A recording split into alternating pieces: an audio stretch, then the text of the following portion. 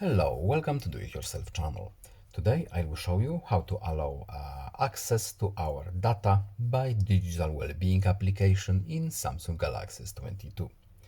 So where to look for this option? We need to go to settings, then we are looking for our digital well-being and parental controls menu.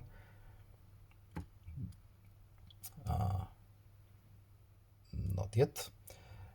We can do it when we enter our digital well-being because it will ask us for it, but if this window does not show up, it's hidden here under three dots, settings, allow access to usage data. The same window pops up and we go to settings, and as you can see, our digital well-being is now not allowed to collect our data. So we can turn it on here, and that's it. I hope this video was helpful to you. Please leave a like and subscribe. Have a nice day and see you in the next video. Goodbye.